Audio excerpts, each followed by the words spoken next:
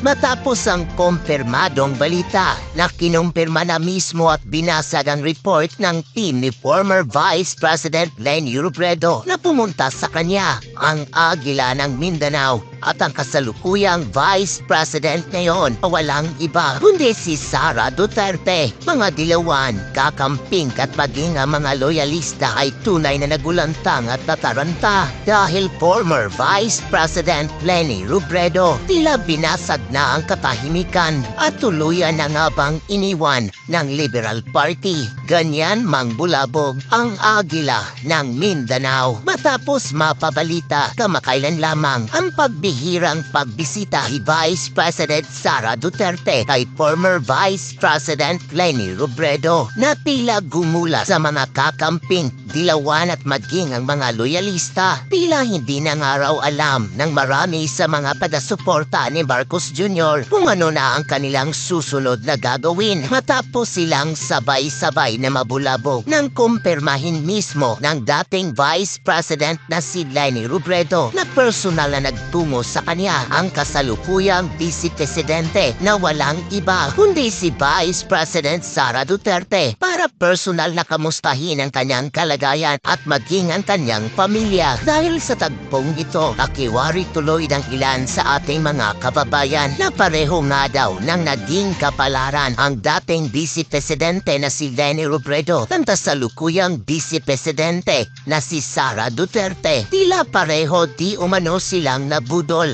ni Marcos Jr. at ng Marcos administration. Matapos silang makaupo sa pwesto ay pinabayaan lang at tila trinidor pa. Sa taso naman ng dating Vice Presidente na si Leni Robredo, matid ng ilan sa ating mga kababayan nang matalo siya sa pagkapangulo. Noong 2022 presidential election ay tila iniwan na lamang siya ng Liberal Party na pag-alaman pala na tila balak pa noon raw na magprotesta dating Pangulo na si Leni Robredo sa kanyang pagkatalo. Ngunit hindi raw niya itinuloy ang kanyang protesta dahil hindi di umano siya nakakita ng suporta mula sa kanyang dating kaalyado at maging sa mga kasamahan niya sa Liberal Party mula kina Trillanes, Laila de Lima at maging kay Risa Hontiveros na tila napansin ngayon ng taong bayan na kumampi na at sumipsip umano mga dating kaalyado ni Leni Robredo kay Marcos Jr. na tila napag-iwanan na ito sa ere dahil kahit napabalitang tatakbo siyang mayor sa Naga City ay wala pa rin di umano itong nakuhang suporta mula sa mga dating kaalyado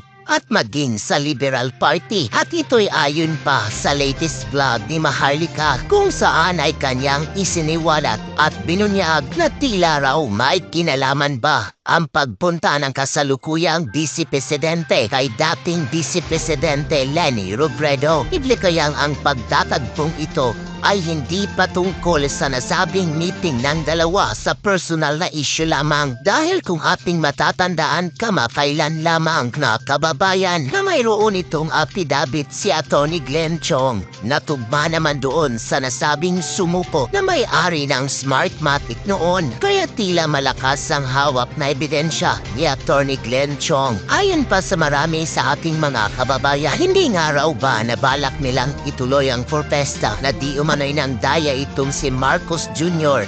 noong 2022 election. Kaya rin ba nakipag-usap si VP Sara kay Leni Robredo? Ano kaya sa palagay niyo mga kababayan? Nang lumabas ang balitang ito ay tila iba naman ang pananaw ng ilang mga political strategy dahil para sa kanilang naging pag-aaral ay tila may ibig sabihin interview ni Leni Robredo at ang maging pagpunta ng biglaan ng pangalawang Pangulo na si Sara Duterte sa Naga City para raw sa kanila ang kumpirmasyong galing mismo sa dating pangalawang Pangulo at ng kasalukuyang Pangulo ay tila isang hudyat umano na tila maaring kumalampag sa mga dilawan at mga loyalista. Tila hindi na nga raw nila maggugustuhan ang mga posibleng susunod na mangyayari dahil kahit pa sinabi ng pangalawang Pangulo na personal at hindi politikal ang pagpunta niya sa Naga City, hindi raw maiaalis ng taong bayan ang katotohanan na ang dalawang babaeng ito ang siyang nakakaalam umano kung anong nga ba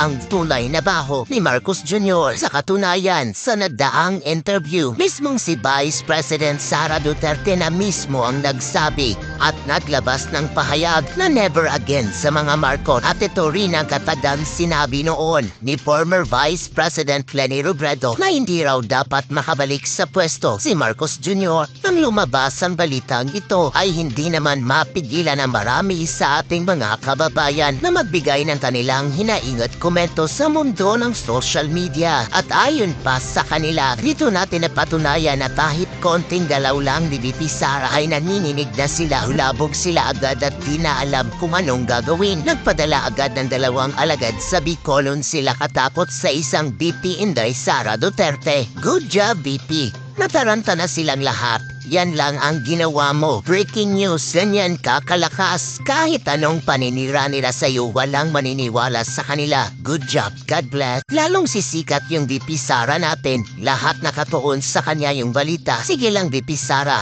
asarin mo lahat na galit sa'yo. Basta kaming mga kakampi mo, malaki ang tiwala namin sa'yo. Dapat buhayin ni VP Leni yung electoral protest niya kay BBM. Kaso iniwan na siya ng Liberal Party, kaya biglang nanahimik na si VP Leni. Hindi mo na makita sa mga meeting ng Liberal Party si VP Leni. First quarter of the year, may nakarating na sa akin na information na si Leni ay inatsipwera na ng mga dilawan niyang kakampi.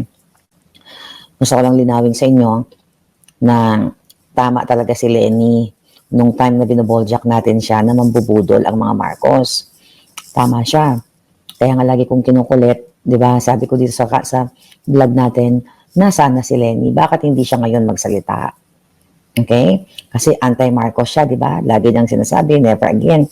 At syempre, sa Liberal Party, sa partido nila, ay sanib puwersa sila during the time nang nilalabanan ni Leni yung mga Marcos, yung mga bangag. Pero first quarter of the year pa lang, talagang binaaway na ni Trillanes si Leni kasi gusto ni Trillanes na iitsapwera si Leni. Ito ay ayon sa akin at alam ko rin kung sino ang nag-set up ng meeting. Okay? Kahit busy po ako sa akin birthday celebration for 2 weeks now, alam ko kung sino nag-set up ng meeting. So mamaya bibigyan ko sa inyo yung initial. Basta isa kapapasok lang, hinaan ko lang yung boses. Hindi ko sanay sa boses kong pa-demure kasi may natutulog sa tabi ko, mga palangga ko, mga friends ko. So, tinatapo na, okay, nila Ontiveros. According to my source, gusto nilang iitsapwera na si Leni Robredo sa Liberal Party. Kasi nga, feeling nila, parang, hindi feeling nila, nakikita nila na wala nang ganung klaseng popularity at wala ng support kay Leni kasi tinapon na nga nila. Bilang gusto ni Trillanes siya magpresidente o si Risa Ontiveros pero more on Trillanes talaga. So yun ang chika boom boom na yan. At di ba lumabas sa I think, ito kasi, actually ito, hindi ko pa nababasa lahat yung mga tweet at mga balita. Ito kasi galing sa ating source. So, yung meeting na yan, hindi yan pwedeng aksidente lang. I know that. Okay? Kasi si Leni at saka si Inday Sara, pareho ng kapalaran. Parehong nabudol. Okay? Nabudol ng kanyang mga kaparty sa Liberal, sa mga kakamping, at si Sara nabudol ni Bangag. So, ang eksena dyan mga palangga ay si Leni pala, according to my source, ay gustong magprotesta muli laban kay Bangag Jr. sa Pandaraya sa 2022. Okay? Noong 2022 election, di ba? Si Attorney Glenn Chong ay may affidavit yan na sinasabing nandaya talaga si Bangag Jr. But anyway, between the Liberal Party, gusto palang mag-i-push siya na ni Leni ang, according to my source, yung protesta na naman sa President. Kaso wala siyang nakukuhang support sa kala Trillanes, kala De Lima, dito kala Ontiveros. Kasi, nakita nila na, hindi ka na namin kaya siguro, nakikita nila na, nga, ginamit lang nila si Leni, user lang talaga sila. So ngayon, kanya-kanya sila, alam nila naman sa politika, di ba? Karamihan ay greedy, karamihan ay vested interest. Actually, pareho ng kapalaran si Leni at si Inday Sara. So, ayon sa aking source, bigyan natin ng initial kung sino ang nag-arrange ng, bibigay pa natin. Sige, kung sino ang nag-arrange ng kanilang pagtitipon doon sa Peña Francia Festival ba? Sa barrio ni Leni. Start with letter P. Okay? Yung nag-arrange niyan, sabi ko nga sa inyo, kahit busy ako, nakakarating yung mga information. So, start with letter P. So, si letter P, well, matagal na akong, give mo na. Matagal ko nang alam kung sino si letter P. No, it's not Panelo. Okay?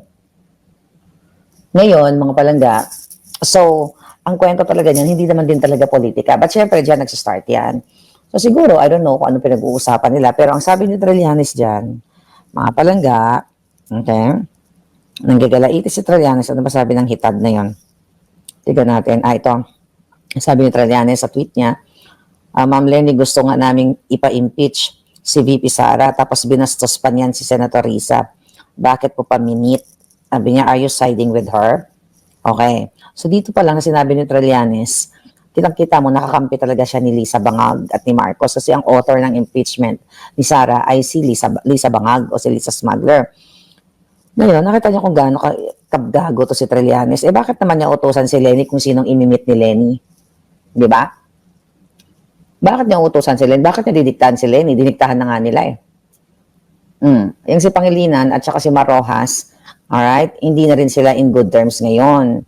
Wasak na ang kakamping kasi ang mga kakamping na anti-Marcos, matotoong anti-Marcos, nandoon pa rin sa kanilang pinaglalaban pero nagpapakaramdaman sila. Yung mga kakamping na mga tinraidor kayo, kung may kakamping kayo dito, katulad ni Trillanes, katulad ni Ontiveros, na inappoint ang kanyang sister at ang brother-in-law ni Bangag Jr., hindi na yan magiging kakampi ni Lenny.